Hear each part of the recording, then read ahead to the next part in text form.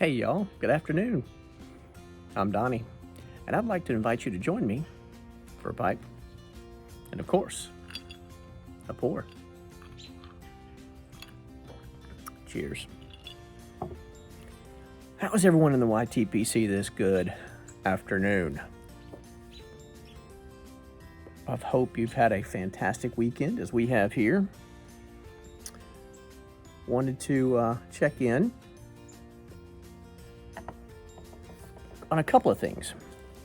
But first, you already know, you've seen it. Everybody knows it. Everybody loves it. Look at there. Savinelli's Bing's favorite. Just really do enjoy this pipe. I think I'm finding them. I have a greater affinity for longer stems. I have no idea why. Maybe it cools it off some. I don't know. Maybe I should like to look. I don't know, but loving this pipe. And as I continue my exploration of English blends this afternoon,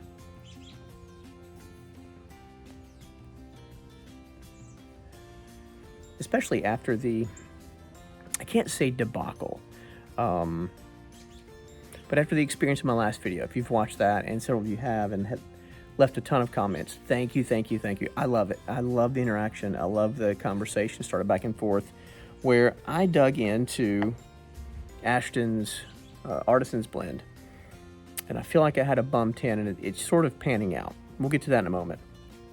But today I'm smoking one that I had earlier in the year, and I feel like it probably would have been in my top 5 for 2023 if I had ranked them.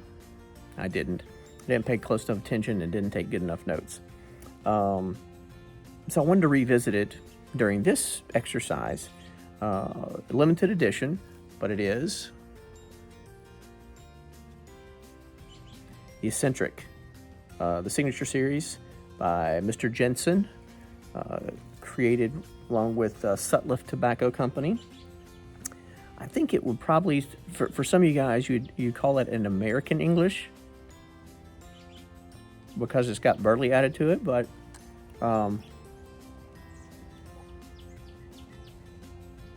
base of red Virginias, of course. Pretty good dose of the Cyprian Latakia or Latakia, however you want to say it. And then some Catarrhini Orientals, which I'm liking and finding in there, and then some Burley as well.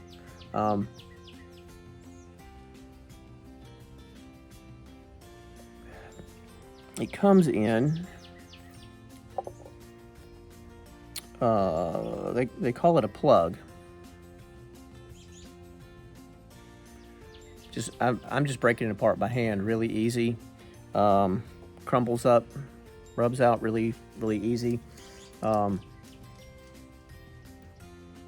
I tried this back in the spring and actually really enjoyed it. I know it got some mixed reviews from others, and honestly, some others who have much more experience in pipe tobacco than I do, and probably have better developed palates than I do. But again, everyone's mileage may vary. And I rather enjoyed this back in the spring. And today, it's pretty good. It's not wowing me, but it's pretty good.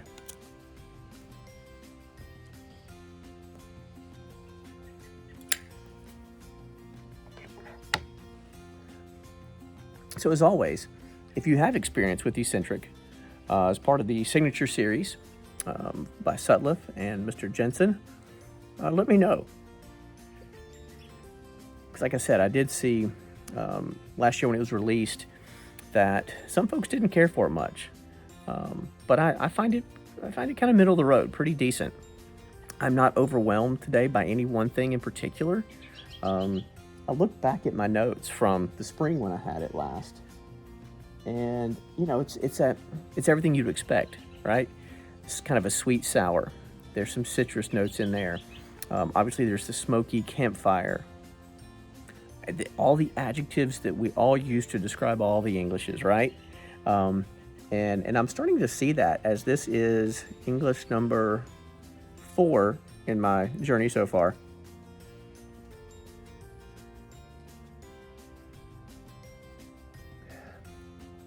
I'm not enjoying it as much as I did the shepherd's pie. And I don't know that it's as good as the Peter Stokeby English Luxury that I had.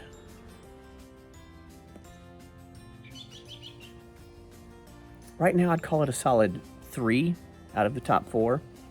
And again, talked about a little bit ago. If you were here for the last time, you know that number 4 is the Ashton Artisans blend. So again, I do want to call out and recognize so many of the comments. Thank you guys for that. It has been fun to kind of see everyone's different takes on it. For some of you, it's your top 5 blend of all time. It's your go-to, you know, if you have a hankering for in English, you go to Artisans blend, and I get it. Again, based on what I've seen, what I've read, it makes sense.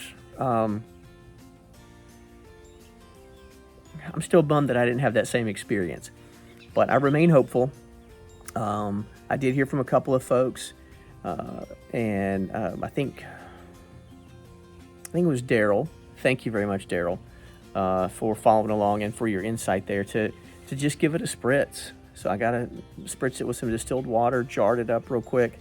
I've checked on it a couple of times just to kind of see how it's anything, if there's any difference. I'll probably revisit it here this next week. I don't know how many any more Englishes I want to add to the rotation. Because again, my whole thing was here. My whole idea was to dig into some and get to know them.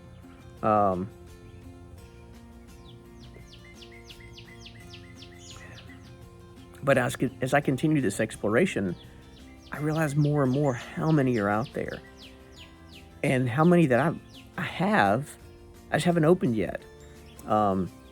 So stay tuned. We'll figure this out.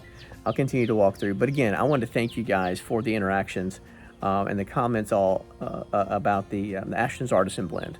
Hit a nerve with some folks. Some people gave me the it's a middle of the road blend. They don't love it, nor do they hate it. It's just there. It's just another option. I will say, on a positive note, no one said, I hate it. And that's good. That's good.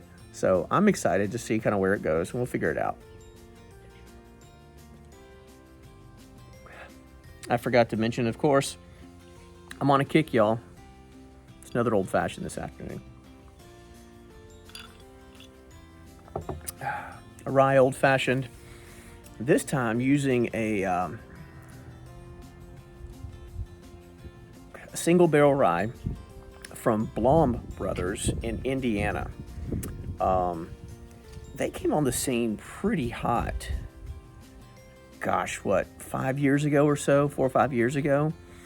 And I remember 2017, 2018, 2019, 2020 or so, there were, especially in the Nashville market here, there were a ton of single barrel bourbons that they were doing. Their ryes were spectacular, but I haven't seen much from them recently. So when I get done here, I may go do a little research, dig in, and see what they're up to these days. But this particular bottling that I have, it's a single barrel picked by a local shop here that I used to love to go to. But then the people making the picks left, and the picks didn't quite keep up. So, but this is 122.8 proof or something like that. Which now, as I say it, I realize I may have made a mistake.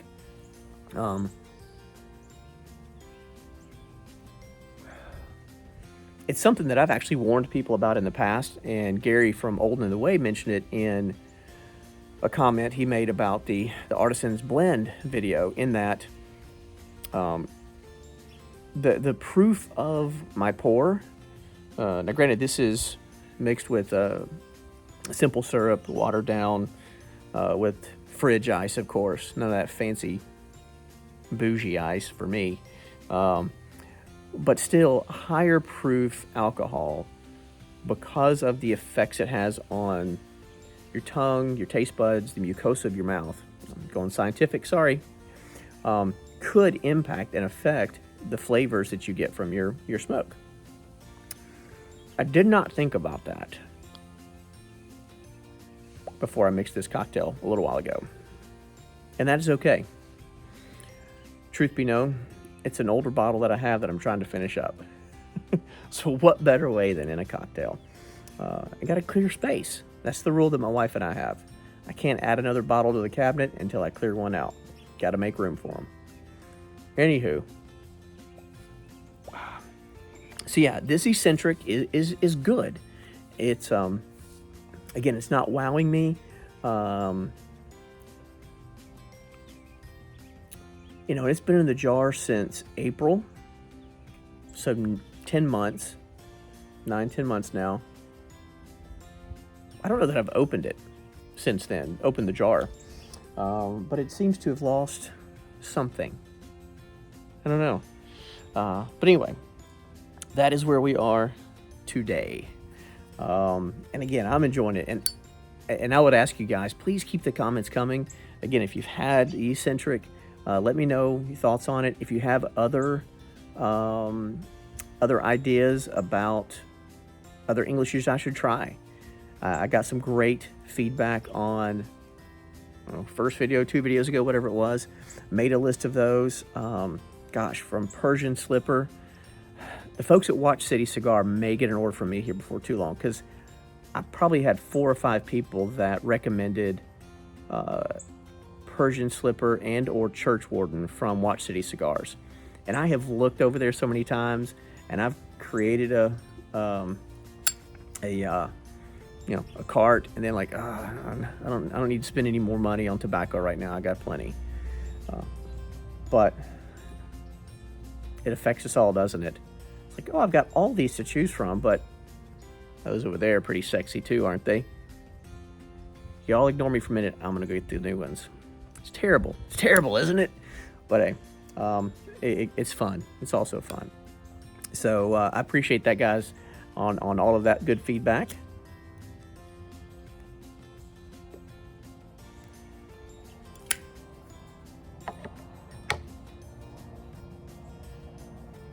Again, enjoying this unseasonably awesome weather for February. It's crazy, but I love it. I'm not going to complain a bit. I'm loving it. It's just making me want spring that much more. So in addition to a quick check-in on my English blend journey, I also wanted to provide a VR for our buddy Slow Mo Randy. Hey, buddy. Thanks for keeping on, even though you've got the dental issue going on. I hope that that's getting better soon. So I know it can be tough sometimes when you want to sit down and pack a bowl and have a pipe. But hang in there. And just thanks for being real and honest. Love that about you and your channel. But I wanted to do a VR for you, buddy, about my pipe smoking rituals, or lack thereof. I wish, so here's the thing about me, y'all. I love routine. Work, home, life. If I know what to expect next, I operate so much better. If I know that I do this and then that and then this comes, I do so much better. So you would think that in a hobby and in a passion for pipes and pipe tobacco, that I would also have routine. That I would also, have a certain set and order of ways. Truth of it is, though, I don't.